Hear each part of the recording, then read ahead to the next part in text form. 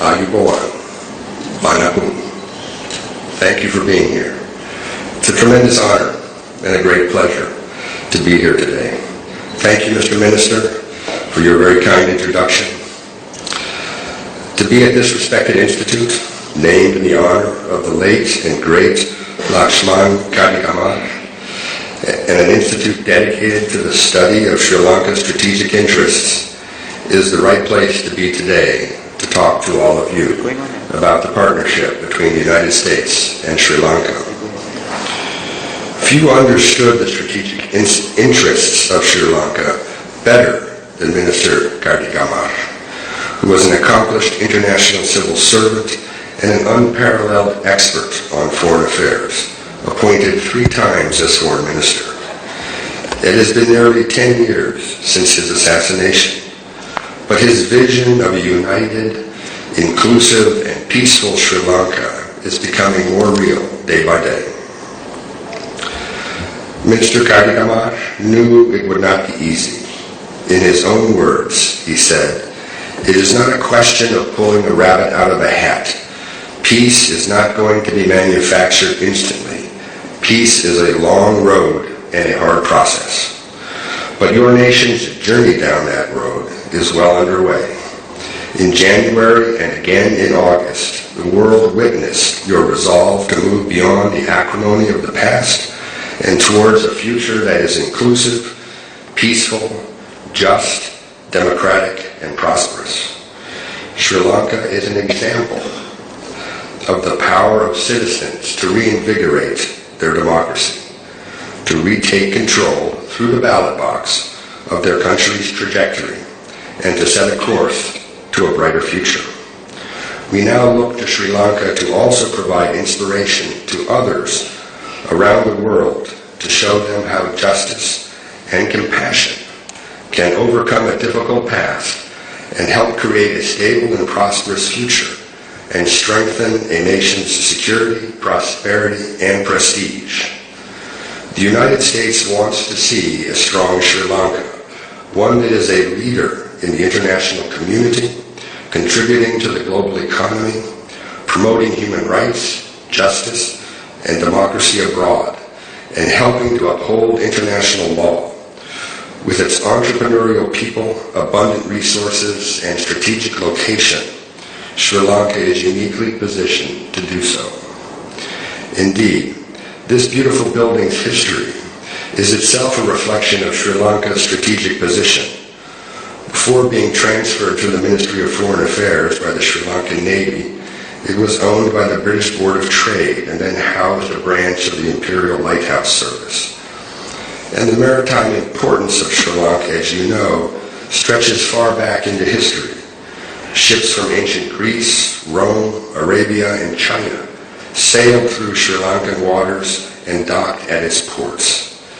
Yesterday, I was in Trincomalee and took a tour of Fort Frederick, which the Portuguese built nearly 400 years ago, and which was long a site of strategic rivalry between the European powers.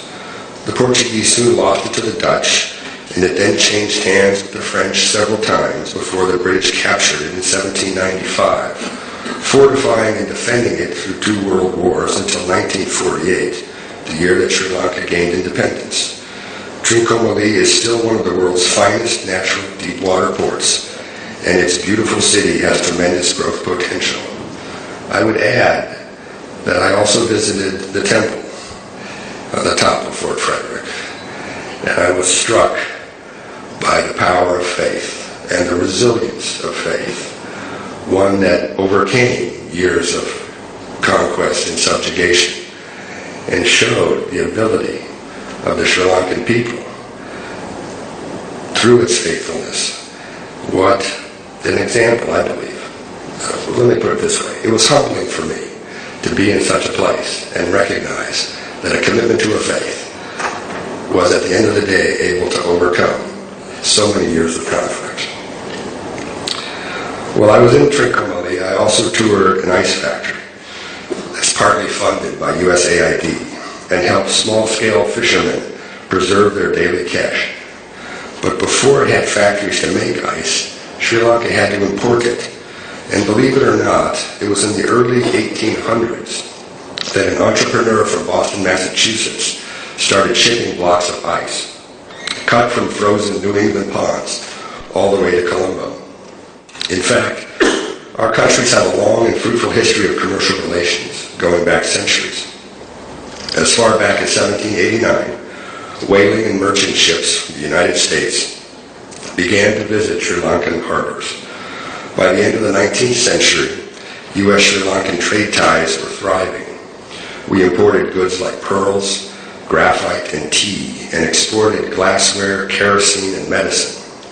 Today, the United States is Sri Lanka's largest single-country market, accounting for over 20% of your exports in 2014, worth nearly $2.5 billion US. As I flew into Colombo 2 days ago, I saw below me the busiest port in South Asia and one of the top 30 in the world, an operation that moves over 5 million containers every year, and that number, I predict, is only going to go up. Your nation sits at the crossroads of Africa, South Asia, and East Asia. By the middle of this century, economists predict that Asia will account for 50% of the world's GDP. Over the next few decades, the supply and demand generated by the billions of people who call this region home will become increasingly central to the world economy and to global stability. We share your vision of Sri Lanka as a hub for trade and investment and support this effort through our Indo-Pacific Economic Corridor Initiative. Our wonderful U.S. ambassador here, my good friend, Atul, has recounted to me his amazement at seeing from the old Dutch fort in Galle the countless ships that sail past Sri Lanka along the sea lanes between the Straits of Hormuz and Malacca. 40% of all seaborne oil passes through the former, and half the world's merchant fleet capacity sails through the latter. To put it simply, stability and prosperity of the entire world is dependent on the stability of these vital energy and trade routes, and Sri Lanka is at the center of this. Through our relationships with other nations and active engagement through your relationships with other nations and active engagement in multilateral organizations, including, for example, the Indian Ocean Rim Association, where, it's worth noting, Minister Kardigamar once held a position. You can help lead regional efforts to strengthen economic ties and support maritime security and safety. In the decades ahead, the economics, politics, and security of the Indian Ocean region. In the decades ahead, the economics, politics, and security of the Indian Ocean region will be a central focus of the world.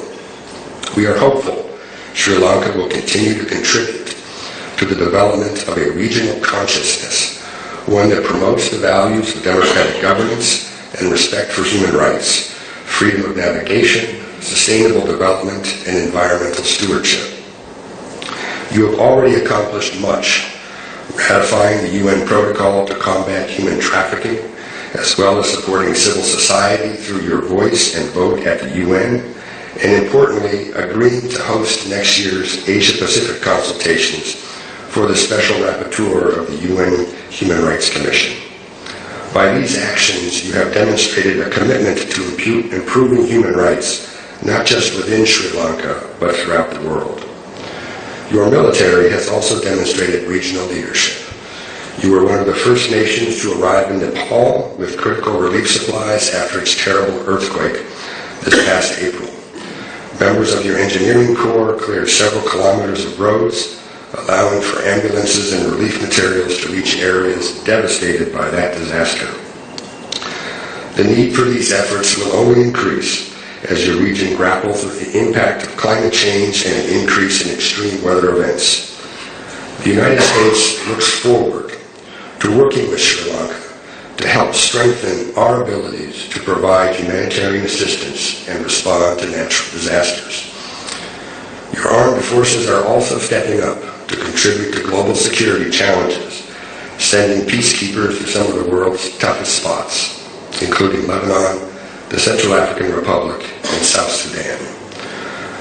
We welcomed President Sidisena's pledge of several additional vetted battalions at the recent Peacekeeping Summit of World Leaders, and we look forward to working with you to ensure future participation reflects the best of Sri Lanka's professionalism and honor. The United States welcomes all these efforts, and we believe that your armed forces can also play a constructive role in ensuring a bright future. As the resolution that we co-sponsored at the Human Rights Council stated, a credible accountability process for those most responsible for violations and abuses will safeguard the reputation of those, including within the military, who conducted themselves in an appropriate manner with honor and professionalism. We strongly support these statements and are willing to partner to help you implement them. As Secretary Kerry and Ambassador Power both made clear during their visits to your country, we have long worked with Sri Lanka to help it further strengthen democratic institutions, reconcile multi-ethnic and religious communities, and accelerate economic growth. We are now working to expand trade flows, increase foreign direct investment, and together show the world the bright possibilities of Sri Lanka's future. We are forging partnerships with the private sector, especially in underdeveloped regions. We are supporting small and medium-sized enterprises in creating jobs, promoting investment, and improving the business climate. These initiatives help provide the financial assistance, tools, training, and market access that can help bring economic stability to all Sri Lankans, including war widows, the disabled, resettled families, and ex-combatants. We are working with Sri Lanka's economic ministries to help ensure competitive and transparent procurement processes. We are helping to improve law enforcement capabilities and support anti-corruption task forces that seek to uncover and prosecute large-scale financial fraud, breach of trust, misuse of public funds, and money laundering crimes. The partnership between Sri Lanka and the United States continues to grow, and with Sri Lanka's continued progress, we plan to expand and strengthen our relationship in the years to come. In fact, one big reason I came here this week was to spend time with my friend, the minister, who, to my great honor, will lead Sri Lanka's participation for the first U.S.-Sri Lanka Partnership Dialogue. When we meet for this dialogue in February in Washington, D.C., and I'm sorry about that, sir, it's the coldest part of the year, our discussions will be organized around four main pillars. First, governance, development cooperation, and people-to-people ties. That will include everything from steps on justice and reconciliation to educational exchanges. Second, economic cooperation, including topics like women's empowerment, investment climate, and clean energy.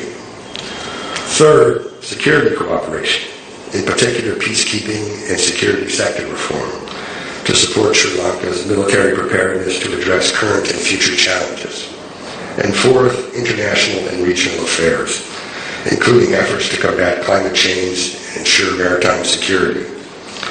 As we continue planning for this inaugural dialogue, both the foreign minister and I will have much more to share with you about the details and what we hope to accomplish. But as you can see, our partnership spans virtually all fields of endeavor, and the people of both our nations can expect to reap the benefits. After having seen the tremendous potential of this island nation, I know that the future holds great promise. The United States will work with you to achieve that promise. We are with you as a fellow democracy, as a longtime friend, and as a strong and dedicated partner. Across my 31 years in the United States Foreign Service, I have worked in many countries in transition. From Central America to Colombia to South Africa, I have seen countries grapple with the kind of conflict that Sri Lanka has faced. I've seen these countries grapple with the problems of reconciliation, of transitional justice, of social and economic development. And I can tell you that while Sri Lankans look out into the world and try to find examples or experiences that might be relevant for Sri Lanka, I can assure you that your success here will make Sri Lanka a reference point for the rest of the world. And for those countries that are facing conflict today, in the Middle East, in Africa, and elsewhere, as we get deeper into this century, when people look for a model of reconciliation, when people look for hope in dark moments, Sri Lanka will be the point of reference. What you are doing here has global consequence. I recognize that it's important to Sri Lanka. I recognize that it's a working process. I recognize that there is much to be done. But I can assure you that the solidarity of the world with Sri Lanka is strong, and the solidarity of the United States with Sri Lanka is strong. We want you to be successful for your own benefit, for our benefit, for the benefit of the world. So I congratulate you all. I thank you for your patience today in listening to me. And I'm delighted to be here, and I look forward to coming back. Thank you very much.